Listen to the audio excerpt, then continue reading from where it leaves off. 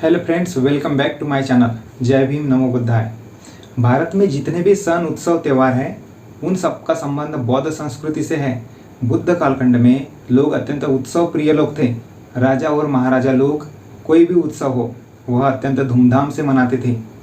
तथागत बुद्ध के समय वप्पा मंगल उत्सव मनाया जाता था। बुद्ध कालखंड के लोग बड़े दयालु और प्रकृति के साथ जुड़ाव रखने वाले लोग थे। इसलिए वे खेतीबाड़ी, पशु पक्षी, जीव जंतु, पेड़ पौधे और अपने पुरखों से संबंधित उत्सव मनाते थे। किंतु प्रतिक्रांति के बाद उन सभी उत्सवों का स्वरूप बदल गया और उन उत्सवों का ब्राह्मणीकरण हो गया। पौराणिक साहित्य में जितने भी उत्सवों का उल्लेख है, उन सभी उत्सवों का यदि ठीक से अध्ययन किया जाए तो उसमें सिर्फ बौद्ध संस्कृति के दर्शन होंगे। वर्तमान में जितने भी लोग नाग पंचमी का उत्सव मनाते हैं वह सभी पूर्व के बुद्धिस्ट लोग हैं। नाग पंचमी का निर्माण 5 बौद्ध नागवंशी राजाओं के सम्मान में हुआ है।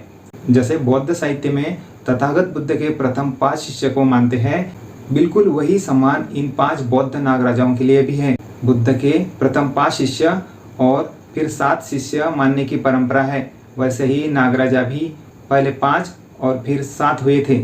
इन 7 को अत्यंत पूजनीय माना जाता था। नाग राजाओं की यह संख्या बढ़कर संभर यानी 100 तक हुई थी। भारतीय इतिहास में संभर नाग हुए हैं, किंतु उनका वास्तविक इतिहास उपलब्ध नहीं है। इन संभर नागों को सामने रखकर ही महाभारत में कौरवों की संख्या संभर बताई है। डॉक्टर बाबा साहेब आम्बेडकर ने नागलोक पूर्व के बौद्ध लोग थे और उनकी शत्रुता आर्यों से थी, ऐसा कहा है।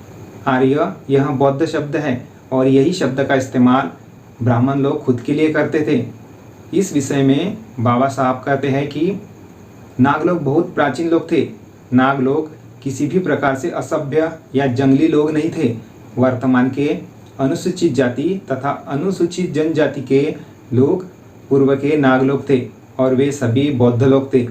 किंतु प्रतिक्रांति के बाद उनका उन्नत दशा में राजकर्ता पुरोहित वर्ग ने उनका पतन किया। नाग लोगों का इन लोगों ने पतन इसलिए किया क्योंकि नाग लोगों की आर्यों से शत्रुता थी। बाबा साहब आगे कहते हैं कि मंदिरों में ब्राह्मण लोग शेषनाग की पूजा करते हैं और हमारे लोग उसके सामने माथा टेकते हैं। वह माथा जरूर टेकते हैं पर वे वास्तविक सच्चाई नहीं जानते। प्राचीन कालखंड में जब आर्य और नागवंशी लोगों के बीच युद्ध हुआ था तब नागवंशी लोग पराजित हुए थे। अगस्त नाम के मुनि ने एक नागवंशी व्यक्ति को बचाया था। वही शेष था, बाकी था, जीवित था। वर्तमान में वही शेषनाग को पूजने की परंपरा चली आ रही है। हमारे लोग यही शेषनाग के वंशज हैं। 5 नाग राजाओं को काउंटर करने के लिए पुराणों में 5 पांडवों की कथा बनाई है। तथागत बुद्ध का पवित्र संदेश एवं उनका उपदेश अखंड जम्बूद्वीप में जिन नाग लोगों ने पहुंचाया, उन्होंने बौद्ध धर्म का प्रचार और प्रसार किया। उनकी याद में नाग पंचमी का यह उत्सव संपूर्ण भारत में मनाया जाता है। नाग लोग यह तथागत बुद्ध के अनुयायी, उपासक एवं बौद्ध धर्म के प्रचारक थे। तथागत बुद्ध के प्रथम 5 शिष्य भी नागवंशी थे। 5 नाग राजाओं के स्वतंत्र गणतांत्रिक राज्य थे। अनंतनाग यह सबसे बड़े थे। जम्मू कश्मीर का अनंतनाग शहर उनकी स्मृति का प्रमाण है। दूसरे नागराज वासुकी यह कैलाश मानसरोवर क्षेत्र के प्रमुख थे। तीसरे नागराज तक्षक थे, जिनकी स्मृति में आज तक्षशिला पाकिस्तान में स्थित है। चौथे नागराज करकोटक और 5वें एरावत थे। 5 शक्तिशाली नाग राजाओं की स्मृति में उनके क्षेत्र के लोगों द्वारा आयोजित वार्षिक उत्सव को नाग पंचमी के रूप में जाना जाने लगा।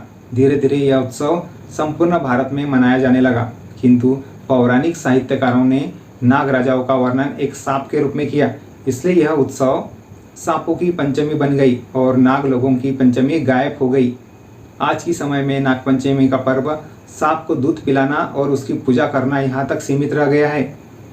आज भी गांव देहात की महिलाएं घर की दीवारों पर 5 नागों का चित्र बनाती हैं। यह उन 5 नाग राजाओं की स्मृति का सबसे बड़ा प्रमाण है। बस वह उनका वास्तविक स्वरूप, उनकी पहचान एवं उनका इतिहास भूल गए हैं। नाग पंचमी का संबंध सांप से नहीं, बल्कि नाग पंचमी का संबंध 5 शक्तिशाली पराक्रमी नाग राजाओं से है। तथागत बुद्ध के प्रथम 5 शिष्य नागवंशी थे।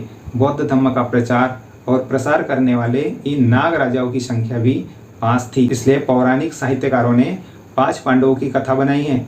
इतना ही नहीं बल्कि बौद्ध साहित्य में और 100 संभर नागों का जिक्र मिलता है, इसलिए पौराणिक साहित्यकारों ने 100 कौरवों की कथा बनाई।